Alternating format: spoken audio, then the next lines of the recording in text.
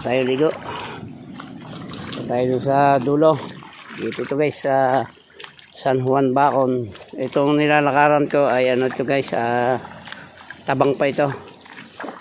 Tubig tabang. Ayan, mababaw lang siya pero malinis ito. Galing ito sa ano, sa bukal or sa pool, parang falls. Ayan o. Ito sa taas to galing maraming ano, maraming falls na ano. Ayun yung isa guys. Ayan. Yun o. Ayan, maagos na yan.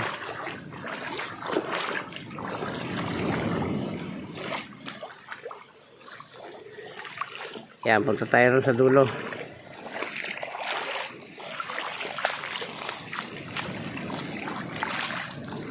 Tayo liligo sa mga batuhan. Mamaya guys, dyan tayo magbabalaw. Ayan, dyan. Dyan sa may ilalim ng puno na yan. Pagkatapos nating maligo dito sa dagat. Ito, masarap sana maligo rito. Malinis to. Kaso ano, babaw naman. Puro buhangin lang dito. Madadali mo. Ayan, liligo tayo rin sa ano, banda-banda ron.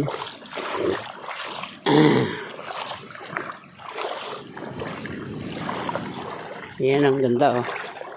Ang hirap maglakad, sumasamol yung buhangin. Ayan oh, tingnan nyo naman oh. Pag isang tambak ang utang mo dito ka magpunta, relax ka sigurado guys. Pakakalimutan mo yung utang mo. Lalo pag talon-talo ka sa sabong, dito ka na lang magparaos ng sama ng loob. Ayan oh, ganda guys ng ano, ganda ng tanawin. Ayun o. Punta tayo doon sa may dulo. Ayun o.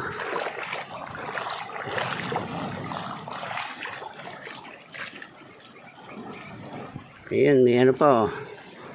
May barko pa o. Ayun o. Baka siya buong karga niyan. Ayun o.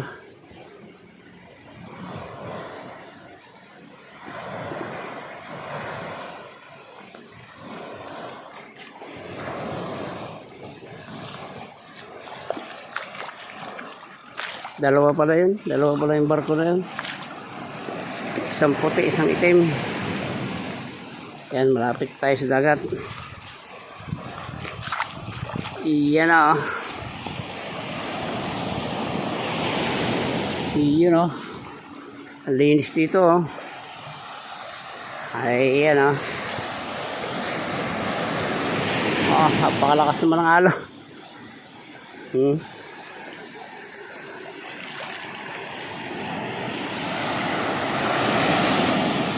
Low tide pa yan. Mamaya ito pag high tide na lalong malakas yan. Kaya sisyataan muna natin yung ano bago tayo maligo. Yung mga batuhan. Ayan ah. Ayan yung pinakatabi niya. Ayan oh. Iyon oh. Ganda. Ang lilim pa dito.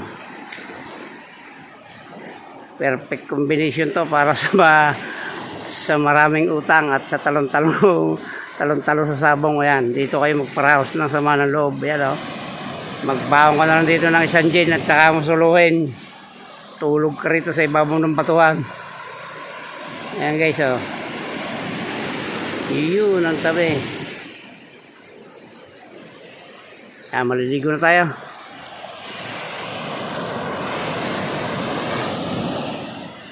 Lakas ng alon.